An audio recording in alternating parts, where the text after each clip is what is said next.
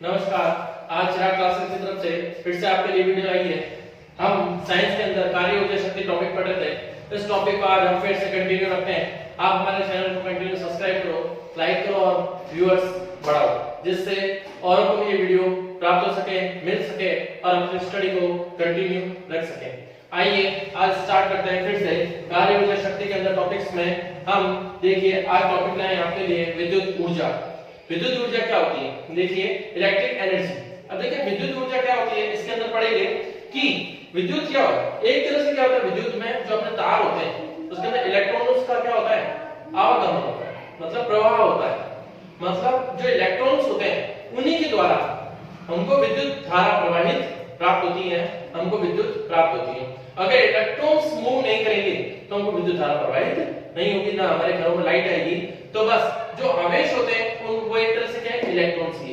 Electrons को हम आवेश बोलते हैं। तो देखिए हम स्टार्ट करते हैं। जो डेफिनेशन है कि आवेश कणों में निहित ऊर्जा, आवेश कण मतलब इलेक्ट्रॉन्स में जो ऊर्जा विद्यमान रहती है, उसके अंदर जो इलेक्ट्रॉन्स के अंदर जो ऊर्जा रहती है, स्टोर रहती है, तो क्या होता है, आवेशित कणों में निहित ऊर्जा विद्युत ऊर्जा कहलाती है। मतलब जितनी इलेक्ट्रॉन्स के अंदर, आवेश के अंदर हमारी ऊर्जा रहेगी, स्टोर रहेगी, जो हमारी एनर्जी है उसके अंदर जो स्टोर करी हुई एनर्जी है वही हमारी क्या है, विद्युत ऊर्जा, इलेक्ट्रिक एनर्जी। तब क्या होता है उसके अंदर कि जब इलेक्ट्रॉन्स, देखिए मैं आपको एक छोटा सा एग्जांपल लेता हूं कि आप जब स्विच ऑफ करते हो, तो जो इलेक्ट्रॉन्स हैं, जो आवेश हैं, वो अपनी जगह स्थायी रहते हैं, हम एक जगह पड़े रहते हैं। जैसे ही आप स्विच ऑन करते हो, जैसे आपने स्विच ऑन किया तो क्या हुआ, इलेक्ट्रॉन्स मूव करना स्टार्ट करते हैं, आपस में टक्कर स्टार्ट होती है उनके बीच में, और उन्हीं टक्कर के कारण जो इलेक्ट्रॉन्स होते हैं वो क्या करते हैं, गति करते हैं।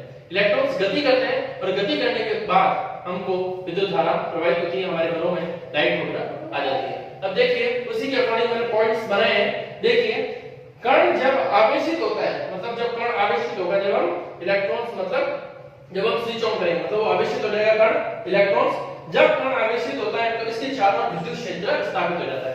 तो जो हमारा आवेश कण है, मान लो एक आवेश कण है, उसके चारों ओर विद्युत क्षेत्र स्थापित हो जाता है। जैसे एक और कण होता है उसके बीच में चार विद्युत क्षेत्र स्थापित होता है। तो ये कण दूसरे वाले कण को क्या करता है, टक्कर करता है। टक्कर करने से ये वाला कण आगे वाले टक्कर से फिर टक्कर करता है, इस प्रकार टक्कर चलती रहती है और विद्युत धारा प्रवाहित हो जाती है। तो चारों तरफ विद्युत क्षेत्र बन जाता है। जिस प्रकार मैं आपको एग्जांपल दे सकता हूं कि जैसे चुंबक होता है, चुंबक पे एन होता है और एक एस होता है, साउथ पोल और एक नॉर्थ पोल। तो आप देख सकते हो कि जब हम एक और चुंबक लेके आते हैं तो क्या होता है, जैसे मान लो हम यहाँ पर एस रखते हैं और यहाँ पर एन रखते हैं। जैसे जैसे चुंबक को हम लाएंगे तो आपको पता है पहले जब चुंबक बहुत दूर होता है तो जैसे जैसे हम पास में लाते हैं तो विद्युत क्षेत्र के, सॉरी चुंबकीय क्षेत्र में जैसे ही आता है, चुंबकीय क्षेत्र में जैसे ही आएगा तो ये क्या है, एस और ये एन है, विपरीत पोल है। जैसे विपरीत ध्रुव है तो ये आपस में चिपक जाएंगे। लेकिन अगर मैं यहाँ पर एस ले लूं और यहाँ पर एन ले लूं तो क्या होगा, जैसे हम यहाँ लाएंगे तो प्रतिकर्षण होगा। लेकिन कब, जब ये इसके चुंबकीय क्षेत्र में आ जाएगा, क्योंकि इसका एक चुंबकीय क्षेत्र होता है वो काल्पनिक होता है, वो दिखता नहीं है। हम जब तक यहाँ है तब तक कुछ भी नहीं होगा। जैसे जैसे हम इसके अंदर आ गए, चुंबकीय क्षेत्र के अंदर, तो क्या होगा, प्रतिकर्षण होना लग जाएगा। बस ऐसे ही यहाँ पर है कि जो इलेक्ट्रॉन्स होते हैं उसके भी चारों ओर क्या होता है, विद्युत क्षेत्र होता है, और जो चुंबक के जो चारों ओर होता है वो चुंबकीय क्षेत्र होता है। तो देखिए जब इसके पास लाएंगे तो आकर्षण और प्रतिकर्षण वाली क्रिया भी यहाँ पर भी होगी। क्यों? क्योंकि हमारे पास एक नेगेटिव होता है और एक पॉजिटिव होता है।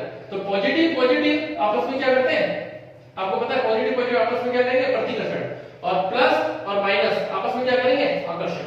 बस वही चीजें मैंने यहाँ लिखी हुई है, आपको बताऊंगा। देखिए नेक्स्ट चलते हैं। एक आवेशित कण पर समीप के आवेशित कण द्वारा बल लगाया जाता है। तो एक आवेशित कण है वो दूसरे वाले आवेशित कण पर क्या लगाएगा, बल लगाएगा, फोर्स लगाएगा। क्योंकि टक्कर लगाएगा, जैसे टक्कर होगी तो क्या होगा, फोर्स लगेगा। जैसे भीड़ के इलाकों में अपन चलते हैं तो जब अपन किसी को फोर्स लगाया जाता है, जब अपन को फोर्स लगाया तो हम आगे वाले से टक्कर ले लेते हैं और आगे वाला और गति में आ जाता है। तो वही चीज यहाँ पर है कि एक कण दूसरे कण पर क्या करेगा, टक्कर लगाएगा, जिससे वो क्या होगा, बल लगेगा, बल लगाया जाता है जिससे कण गति करता है। तो जैसे टक्कर लगेगी तो आगे वाला कण गति करेगा और ऊर्जा का संचरण होता है। इसी प्रकार क्या है, ऊर्जा निकलती है और ऊर्जा संचरित होती है, बहती है उस तार के अंदर, जिससे घरों के अंदर लाइटें आ जाती है।